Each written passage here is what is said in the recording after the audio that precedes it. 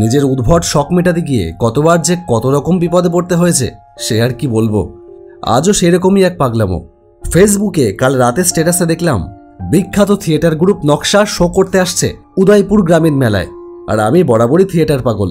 ব্যাস দেখা মাত্রই সিদ্ধান্ত পাকা করে নিলাম। ভাগ্যিস আজ রবিবার, অফিস ছুটি ছিল। অবশ্য অফিস থাকলেও যে আমার সিদ্ধান্ত বদলাতো তা নয়, অফিসে দিব্যি পেট খারাপের বাহানা দিয়ে ছুটি নিয়েই নিতাম। এমনটা আগে কতবার করেছি। এই জন্যই ভালো কাজ করা সত্ত্বেও বোধহয় 4 বছর ধরে আমার প্রমোশন হচ্ছে না। বেসরকারি কোম্পানি, অনেক কিছু ডিপেন্ড করে। যাকে সে নিয়ে আমার অত মাথা ব্যথাও নেই। আমার একটা পেট হেসে খেলে চলে যায়। বেশি টাকা দিয়ে হবেই বা আর কি। উদয়পুর মেলার মাঠ থেকে যখন নাটক শেষ করে বেরোলাম তখন রাত 10টা বাজে। কি করে বুঝবো যে রাত 10টার মধ্যেই এখানে রাস্তাঘাট ফাঁকা হয়ে যায়? একটা কিছু পেলাম না যাতে করে স্টেশন পর্যন্ত আসব। তাই পায়ের ওপর ভরসা করেই রাস্তায় নেমে পড়লাম। কিন্তু রাস্তা কি আর একটুখানি? আসবার সময় টোটোয় বুঝতে পারিনি। এখন হাঁটা পথে সে রাস্তা যেন শেষই হয় না। লাস্ট ট্রেন শুনেছিলাম 10টা 45-এ। তার মধ্যে যদি স্টেশনে পৌঁছাতে না পারি তাহলেই হয়েছে। তাই হাঁটার গতি আরও খানিকটা বাড়িয়ে দিলাম। তাতে কাজ হলো বটে। 10টা 25-এর মধ্যে স্টেশনে চলে তো এলাম, কিন্তু এসে শুনলাম আর এক বিরক্তিকর কথা। ট্রেন লেট আছে 1 ঘন্টা, লাইনে কাজ চলছে। এইবার কি করব? ফাঁকা স্টেশনে এখন চুপ করে বসে থাকা ছাড়া আর কি বা করার আছে? ওদিকে স্টেশনে পার্কিংয়ে আমার বাইকটা রাখা রয়েছে। দেরি হলে সেটা পাবো কিনা কে জানে। স্টেশন থেকে আবার আমার বাড়ি বাইকেই 20 মিনিট লাগে। 10:30টার ট্রেন যদি 11:30টায় আসে তাহলে আমার স্টেশনে পৌঁছাতে পৌঁছাতে রাত 12:30 বেজে যাবে। অত রাতে পার্কিং খোলা থাকবে না, আর অত রাতে রাস্তায় কোনো টোটোও পাবো না। তার মানে হেঁটেই বাড়ি যেতে হবে। কপালে আজকে দুর্ভোগী লেখা ছিল। না, বয়স বাড়ছে, এবার থেকে আমার এই পাগলামোর লাগাম টানতে হবে। কিশোর বয়সের রোমাঞ্চ কিশোর বয়সেই মানায়। একসময় তো কত রাত ওই রকম হেঁটে বাড়ি ফিরেছি, কিচ্ছু মনে হয়নি। কিন্তু এখন আর সে কথা ভাবতেও পারি না। যেমন এই স্টেশনের নির্জনতা। আগে একটা সময় ভীষণ ভালো লাগতো, বেশ একটা সাসপেন্স, একটা থ্রিলিং ফিলিং হতো। কিন্তু এখন আর তা মনে হয় না। এখন মনে হয় কিছু মানুষ থাকলেই বুঝি ভালো লাগতো। মানুষের সাথে কথা বলা, মানুষের মধ্যে থাকতেই এখন বেশি ভালো লাগে। হঠাৎ দূরে একটা বসবার জায়গায় একজন লোকের দিকে চোখ পড়ল। ফাঁকা স্টেশনে ওই একমাত্র যাত্রী। না, ওকে দেখে ঠিক যাত্রী বলেও মনে হচ্ছে না। কিছু মানুষ স্টেশনে থাকে, এই প্ল্যাটফর্ম চত্বরই তাদের ঘরবাড়ি। ওকে দেখেও ঠিক যেন তেমনই মনে হলো। শান্ত, চুপচাপ বসে আছে। তার পাশে একটা লম্বা কাঠের বাক্স। এই রকম বাক্স নিয়ে সাধারণত কোনো প্যাসেঞ্জারকে দেখা যায় না, বা কোনো স্টেশনবাসীর কাছেও এই রকম একটা কাঠের বাক্স থাকার কথা না। ওই বাক্সটা যেন বিশেষ কায়দায় বানানো। আমার বেশ কৌতূহল হলো। ভাবলাম একবার যাই লোকটার কাছে, গিয়ে একটু কথা বলি। আবার ভাবলাম থাক না, কি দরকার কিছুই ছিল না, শুধুই নেহাত কৌতূহল। আর সেটাকেই দমাতে পারলাম না। কৌতূহলবশত সেই দিকে পা বাড়িয়ে দিলাম। লোকটার পাশে গিয়ে বসে পড়লাম। কি দিয়ে কথা শুরু করা যায়? আপনিও কি 11:30 ট্রেনটাই ধরবেন? লোকটা আমার দিকে ঘুরে তাকালো, তারপর বলল, না না, আমি কোনো ট্রেনের জন্য বসে নেই, আমি তো এমনিই বসে আছি। আমি একটু অবাকই হলাম। তাহলে কি লোকটা পাগল? আসলে কথার ধরন শুনে তো অন্তত সেটাই মনে হচ্ছে। বেকার কোনো সুস্থ মস্তিষ্কের লোক এই রাতের বেলা একটা মস্ত বড় কাঠের বাক্স নিয়ে এই ফাঁকা প্ল্যাটফর্মে বসে থাকতে যাবে কেন? লোকটা বোধহয় আমার মনের ভাব বুঝল। একটু হেসে বলল, কি ভাবছেন আমি পাগল? হ্যাঁ, তা তো ভাবতেই পারেন, সবাই তো তাই ভাবে। ওই কাঠের বাক্সটা কি আপনার? হ্যাঁ, কেন? না, এমনি জিজ্ঞেস করলাম, কি আছে ওতে? ওতে আমার একটা দামি জিনিস আছে, অনেক দামি জিনিস।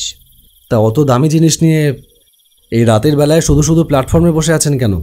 আপনার ভয় করছে না? কিসের ভয়? কাকে আর ভয় করব? লোকটার কথা অন্যরকম হতে পারে, কিন্তু পাগলের প্রলাপ নয়।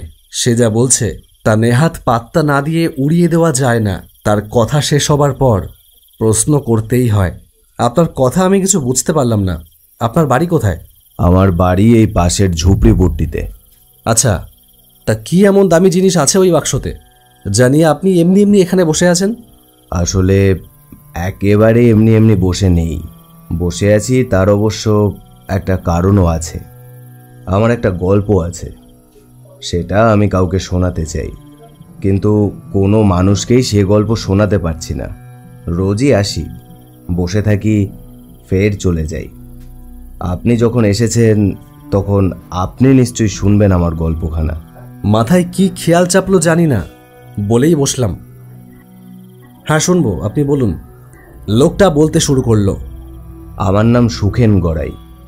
এই পাশের ঝুপড়িতে আমার বউ কমলাকে নিয়ে ছিল আমার সুখের সংসার। আসলে আমার বাড়ি ছিল মচলন্দপুরে। বিয়ের 5 বছর পরেও আমাদের কোনো সন্তান হলো না। তখন পাড়ার লোক, এমনকি আমার বাড়ির লোকেরা কমলাকে নানানভাবে কথা শোনাতে থাকতো। ওকে বাজা বলতো। অভাগিনী কাউকে কিচ্ছু বলতো না, আমার কাছেও নালিশ করতো না কারোর নামে। শুধু বিছানায় মুখ গুজে ফুপিয়ে ফুপিয়ে কাঁদতো। আমি দেখেছিলাম তার সেই গোপন কান্না। একদিন ভাবলাম এটা নিয়ে বাড়িতে কথা বলবো। মা, তোমরা কমলাকে ওভাবে কথা শোনাও কেন? ও সন্তান জন্ম দিতে পারছে না, এটা কি ওর অপরাধ? ও বাবা, ছেলে এখন বউয়ের ছোল টানছে, দেখেছো? এই তো ছেলের হয়ে এসেছে গো। বাবা বাবা বাবা বাবা, ভালো ছেলে আমি গর্বে ধরেছি। ছেলে বউয়ের সাপোর্ট করছে। তাহলে শোন, তোর বউয়ের এই যে বাচ্চা হচ্ছে না, তার দোষটা কার? হ্যাঁ, সে দায় কার? বেশ করেছি কথা শুনিয়েছি, আবার শোনাবো, রোজ রোজ কথা শোনাবো। তোর যদি ভালো না লাগে তাহলে বউ নিয়ে অন্য কোথাও চলে যাবি। এমনিতেই পাড়ার লোকে নানান কথা বলে। পৃথিবীর সবার কাছে মা মানে শান্তি। আমি বোধহয় একমাত্র হতভাগা যার কাছে মা, বাবা, পরিবার এসবের মানে আলাদা। এক অপ্রিয় অথচ বাস্তব সত্যি কথা, যা সবার শুনতে ভালো নাও লাগতে পারে, কিন্তু আমার ক্ষেত্রে সেটাই ঘটেছিল। আমি বুঝে গেলাম এই দুনিয়ায় আমাকে একমাত্র শান্তি দিতে পারে আমার সহধর্মিণী কমলা। তাই সেদিন রাতেই সিদ্ধান্ত নিলাম, এ সংসার না তোমাকে চায় না আমাকে। এভাবে অবাঞ্ছিত হয়ে থাকার চেয়ে চলো কমলা, আমরা অন্য কোথাও চলে যাই। তারপর দিন নিজের বাড়ি, নিজের শহর ছেড়ে চলে এলাম এই ঝুপড়িতে। ভালো কোথাও ঘর ভাড়া নেওয়ার সামর্থ্য আমার ছিল না, কিন্তু এই ঝুপড়ির মানুষগুলো গরিব হলেও ওদের আন্তরিকতা দেখে আমরা মুগ্ধ হতে শুরু করলাম। গোটা ঝুপড়িটাই যেন একটা পরিবার, সবাই সবার বিপদে পাশে এসে দাঁড়ায়। আমি সারাদিন কাজে ব্যস্ত থাকি, কমলা সেখানকার মেয়ে বউদের সাথে মিলেমিশে বেশ থাকতো সারাদিন। কথায় বলে, তুমি যাও বঙ্গে, কপাল যায় সঙ্গে।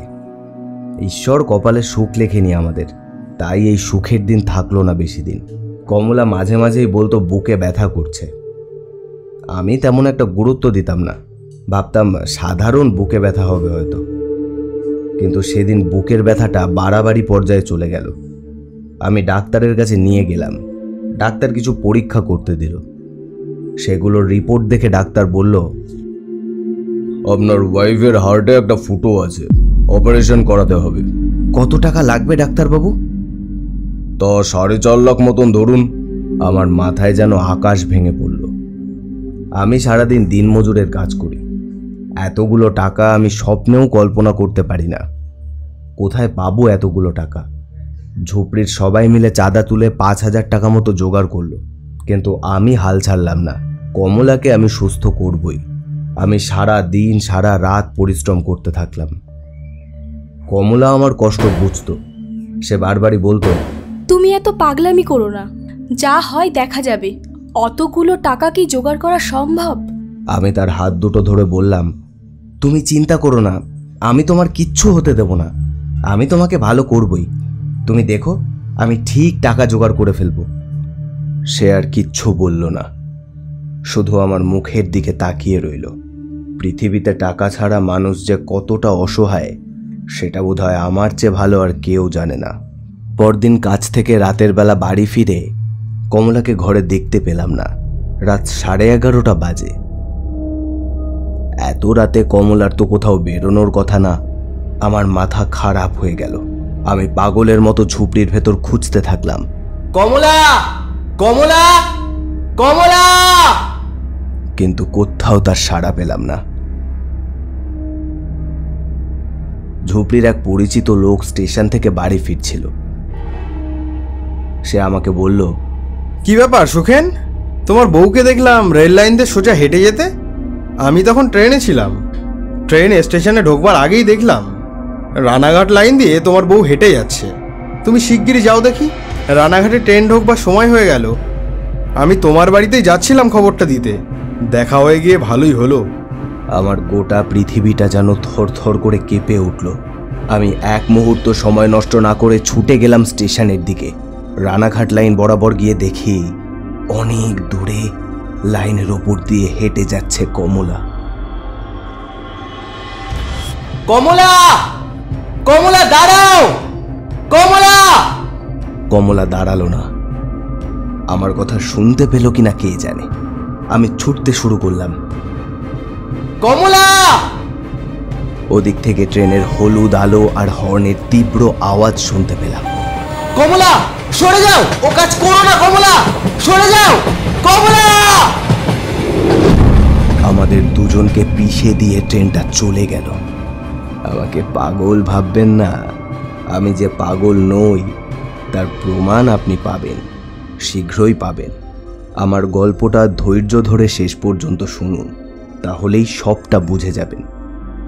জীবনে অনেক পাপ করেছি, তাই রেলে কাটা পড়ার পর আমার আত্মার মুক্তি হলো না।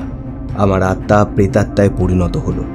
তাকিয়ে দেখলাম রেল লাইনের ওপর পড়ে আছে আমার নিথর মৃতদেহ, আর একটু দূরেই পড়ে আছে কমলার মৃতদেহ।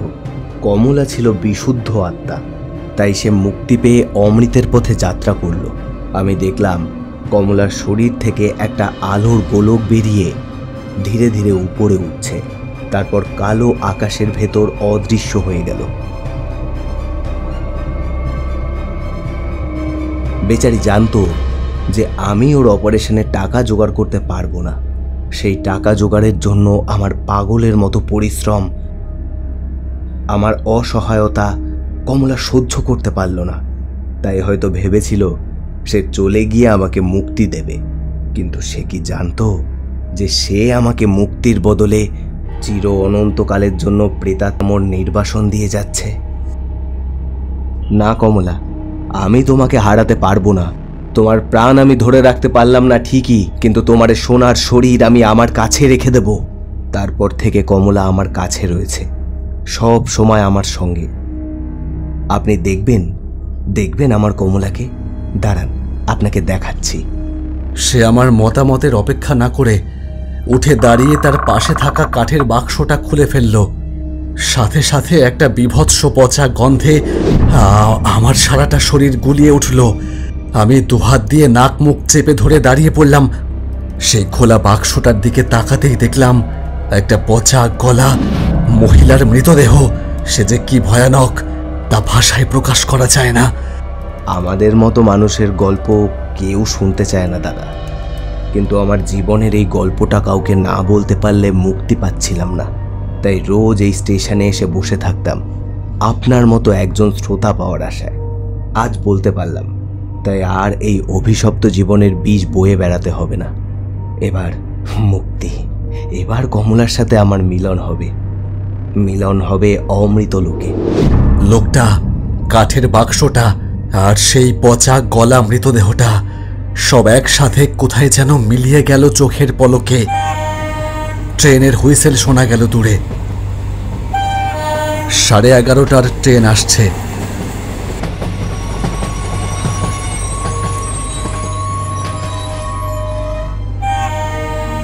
সেটা প্ল্যাটফর্মে ঢুকতেই কাঁপা কাঁপা পায়ে উঠে পড়লাম। আজকের এই রাত আমার সারা জীবনের স্মৃতি হয়ে থেকে যাবে।